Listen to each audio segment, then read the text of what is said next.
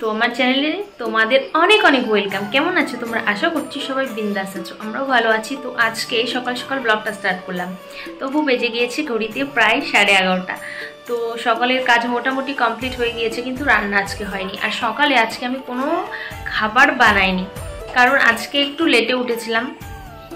আর মানে মাথার মধ্যে না কেমন একটা অস্বস্তি হচ্ছিল, কেমন একটা লাগছিল মাথার মধ্যে। তো সেই জন্য একটু বেলা করে উঠেছিলাম। আর মেয়েকে আজকেও স্কুলে পাঠাইনি ওকে, তো ওকে মন্ডে থেকেই পাঠাবো। তো চলো কি রান্না করছি তোমাদের একটু দেখিয়ে দিই। অনেক ভাগেই রান্না হচ্ছে। এখানে আছে বেগুন কুচি করে কাটা, এটা হবে চচ্চড়ি। এটা হাজব্যান্ড রাত্রে রুটির সাথে নিয়ে যাবে কোম্পানিতে, সেই জন্য।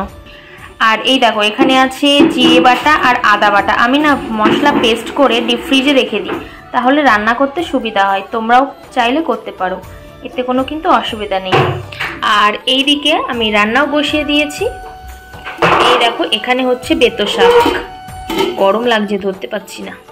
এখানে বেতো শাক বসিয়েছি। শাকটা অনেকদিন আগেই আনা ছিল, কিন্তু করা হচ্ছিল না। আর এই দেখো এখানে বেগুন কেটে রেখেছি, বেগুন আলু দিয়ে রুই মাছের তরকারি করব। আর এই যে মির্চি দেখছো কেটে রেখেছি, এটার পকোড়া বানাবো। আর দুটো টমেটো আছে তরকারিতে দেওয়ার জন্য। আর এখানে আছে বরবটি আলু, বরবটি আলু মাখা সবজি বানাবো। তো কিভাবে বানাই তোমাদেরকে অবশ্যই শেয়ার করব, ঠিক আছে? আর এই যে এখানে মাছ বার করে রেখেছি, লবণ হলুদ এবার দিয়ে রেখেছি। ওই লবণ হলুদটা মাখিয়ে মাছটা ভেজে রান্নাটা বসিয়ে দেবো। দেখো জানলা বন্ধ করে রেখেছি, কারণ বাইরে থেকে প্রচন্ড হাওয়া আসছে, রান্না করতে পারছি না, গ্যাস বন্ধ হয়ে যাচ্ছে। দেখেছো বাইরে কেমন হাওয়া হচ্ছে, গাছ নড়ছে কিন্তু। এই দেখো বাইরে আজকে ভীষণ রোদ্দুর বেরিয়েছে, আকাশটা কত সুন্দর লাগছে কিন্তু বাইরে থেকে। তো দেখো আমি আর কোনো অন্য কিছুতে মাখাইনি, আমি এখন ডাইরেক্ট কড়াইতে মাখিয়ে বসিয়ে দেব, তাহলে বাসন কম হবে। তোমরা কিছু মাইন্ড করো না। তো এখানে বরবটি আলু দিয়ে দিয়েছি, আর দিয়েছি পেঁয়াজ কুচি, টমেটো কুচি, একটা শুকনো লঙ্কা ফাটিয়ে দিয়েছি, একটু শুকনো লঙ্কার গুঁড়ো, একটু লবণ দিয়েছি, আর একটু হলুদ, মানে পরিমাণ মতো যেমন নেবে তোমরা পরিমাণ মতো দিয়ে দেবে। আর দিয়েছি এখানে আদা বাটা আর জিরে বাটা। আর এখানে দিতে হবে অবশ্যই সর্ষের তেল, সাদা তেল দিলে কিন্তু অতটা টেস্ট হবে না। তো সর্ষের তেল দেবো, আর দিয়ে দেবো একটু চিনি। আর নামানোর আগে একটু গরম মশলা দিয়ে নামিয়ে দেবো, ঠিক আছে? তো চলো এখানে দিয়ে দিই এবার হচ্ছে সর্ষের তেল আর চিনিটা, তারপরে হাত দিয়ে ভালো করে মাখিয়ে নেব। তো আমি সর্ষের তেলটা দিয়ে দিচ্ছি। তেলটা একটু পরিমাণ মতো একটু বেশি দেবে, খুব বেশি না, একটু বেশি দিতে হবে জাস্ট, তাহলে ফ্লেভারটা দারুণ হবে কিন্তু। তো এবার দিয়ে দিচ্ছি পরিমাণ মতো চিনি। এবার এটা হাত দিয়ে ভালোভাবে মাখিয়ে নেব। হাত দিয়ে মাখানো জিনিসের কিন্তু মজা আলাদা, কোনো চামচ দিয়ে বলো কিন্তু অতটা মজা আসে না। বাঙালিদের কিন্তু হাত দিয়েই মজা আসে বেশি, আমার কি মনে হয়, তোমাদের কি মনে হয় জানিও। আমি গ্যাস অন করে দিয়েছি, আর গ্যাসটা কিন্তু এত ফুল থাকবে না, গ্যাসটা একদম সিমে থাকবে। আর এই দেখো পুরো মাখানো কমপ্লিট। তো এবার এটা ঢাকা দিয়ে দেবো, আর এটা কিন্তু একদম স্লো ফ্লেমে করতে হবে, এখানে কোনো জল অ্যাড করা যাবে না। তো চলো এটা এবার ধীরে ধীরে ঢাকা দিয়ে দিয়ে হতে লাগুক, আর আমি বাকি রান্নাটা করে নিই। তো এই দেখো ঢাকাও দিয়ে দিয়েছি। আর এইখানটায় দেখো বসিয়ে দিয়েছি মাছের তরকারির জন্য মশলা কষাতে। তো এখানে দিয়েছি টমেটো, পেঁয়াজ, শুকনো লঙ্কার গুঁড়ো, আদা বাটা, জিরে বাটা, লবণ, হলুদ। তো আমি না সব রান্নাতে জানো তো টমেটো দিই, টমেটো না দিলে আমার ঠিক রান্না করতে ভালো লাগে না, রান্নাটা ঠিক জমে না, যেন মনে হয় কিছু একটা যেন মিসিং হয়ে গিয়েছে। আর টমেটো দিলে ফ্লেভারটাও সুন্দর হয়। সব তরকারিতে আমি টমেটো দিই, যেগুলো ভাজা শাক সেগুলো না, যেগুলোতে টমেটো যায়। এই বেগুনের তরকারি, পটলের তরকারি, ফুলকপি, এই যে বরবটি করলাম ওটা, এইগুলোই দিই। চিকেন মটন তো দিই। আর যখন ভাজা করি শাক করি তখন কিন্তু দিই না, তখন আর কি দেবো বলো। সব জিনিসে যেগুলো যায় সেগুলো তো আমি দিয়েই থাকি। কে কে আমার মতো এরকম টমেটো ইউজ করো জানাবো কমেন্ট করে। তোমরা কমেন্ট কেন করো না বলো তো? যারা দেখো একটা তো কমেন্ট করতে পারো, একটা লাইক করতে পারো, তবেই তো আমি উৎসাহ পাবো আরও ভিডিও বানানোর, তাই না? তোমাদের উৎসাহটাই তো বেশি জরুরি। এই দেখো বেগুন চচ্চড়ি হয়ে গিয়েছে রাত্রের জন্যে। আর গ্যাস এখনও মুছিনি, গ্যাস একটু পরে মুছবো। আর এই যে ভাত হয়ে গিয়েছে, হাজবেন্ড খাচ্ছে এখন, খেয়ে একটু বাইরে যাবে, কাজ আছে। আর এই যে গৌরাঙ্গী দেখো গায়ে কি সব জড়িয়েছে। আর আমি জলের বোতলগুলো রেখেছি, জল ভরবো এবার।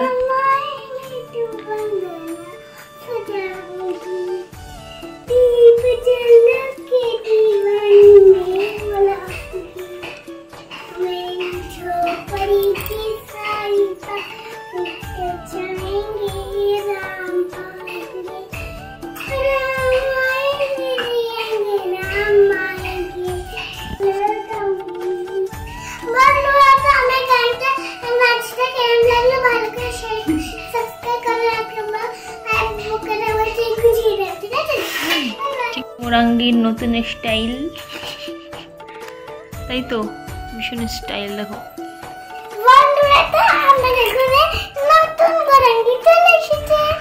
আর পুরনো গৌরাঙ্গী কোথায় গেছি তাই। আচ্ছা, আর এখানে দেখো আঙুরগুলো ভিজিয়ে রাখলাম ধুয়ে, এগুলো খাওয়ার পরে খাওয়ার জন্য। এখন তো আঙুরের সিজন, আর এখন আঙুরও বিক্রি হচ্ছে খুব। তো এইগুলো সানডের দিন আনা ছিল, এখনও আছে অল্প কটা, এখনও এইগুলো রয়েছে। এগুলো ধোয়া না, ধুলে তো রাখলে নষ্ট হয়ে যাবে, এগুলো ধোয়া নেই। গুড ইভিনিং বন্ধুরা। তো এই দেখো আমি আটা মেখে আটা লেচি করে নিয়েছি, আর এবার বানাবো হচ্ছে রুটি, কারণ আজকেও হাজবেন্ড রুটি নিয়ে যাবে, তো সেই জন্য। আর একটা ছোট্ট রুটি আছে এখানে, সেটা হলো গৌরাঙ্গীর। দেখো গৌরাঙ্গী এখানে বুঝদারি করতে চলে এসেছে। ওই যে দেখো ছোট্ট রুটিটা, ওটা হলো গৌরাঙ্গীর রুটি। ওটা তোমাদের আবার দেখিয়ে রাখছি। দেখো দেখো, ছোটবেলায় আমরাও, মা যখন রুটি করতো এরকম রুটি নিয়ে আমরাও খেলা করতাম, আমরা নিজেরা নিজেরা রুটি বানাবো। ও ওরকম ওর জন্য রুটি করে রেখেছে, সেই রুটিটা ও বেলবে। তো আমি এবার রুটি বেলে নিই ফটাফট, তারপরে একবারে বেলে নিয়ে তারপরে ছেঁকে নেব। বারবার ওই বেলা ছেঁকা করতে গেলে না আমার সমস্যা হয়। আর গ্যাসের ওখানে রুটি বেলি না, কারণ আটার গুঁড়ো চারিদিকে ছিটকে না গুঁড়ো গুঁড়ো হয়ে যায়। তো সেই জন্য আমি নিচে বসে তারপরে বেলে নিয়ে একেবারে ছেঁকে নিই, তাড়াতাড়ি হয়ে যায়। না হলে দাঁড়িয়ে দাঁড়িয়ে রুটি বেলে করতে না অনেকটা সময় লেগে যায়, আর মাজা প্রচন্ড ধরে যায়। সেই জন্য আমি বসে বসে রুটি বেলতে বেশি পছন্দ করি, আর আমার তাড়াতাড়িও হয়।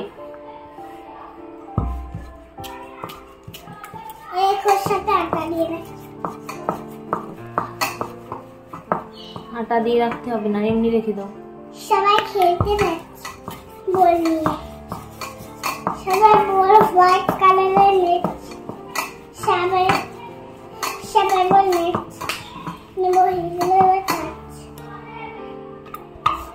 আর নিচে একটা বস্তা দিয়ে রেখেছি, যার জন্য নিচেও গুঁড়ো গুঁড়ো হবে না, নাহলে চারিদিকে আটার গুঁড়ো হয়ে যায়। কিন্তু এই একটা সমস্যা রুটি করার। আমি না অনেক ভেবেছিলাম যে একটা রুটি মেকার কিনবো, তারপরে অনেক কিছু, অনেক ঝামেলা, অনেক কিছু হওয়ার পরে তারপরে একটা কি জানো তো, তোমাদের সাথে শেয়ার করি কিছু কিছু কথা। আমি কারোর সাথে শেয়ার করি না। তো প্রত্যেকটা মেয়েদের না নিজের পায়ে দাঁড়ানো উচিত, তারপরে বিয়ে করা উচিত। না হলে কারোর উপরে কখনো নির্ভর করে থাকা উচিত নয়। নিজের ইচ্ছা, নিজের শখ সবসময় নিজে পূরণ করাই উচিত আমার মনে হয়।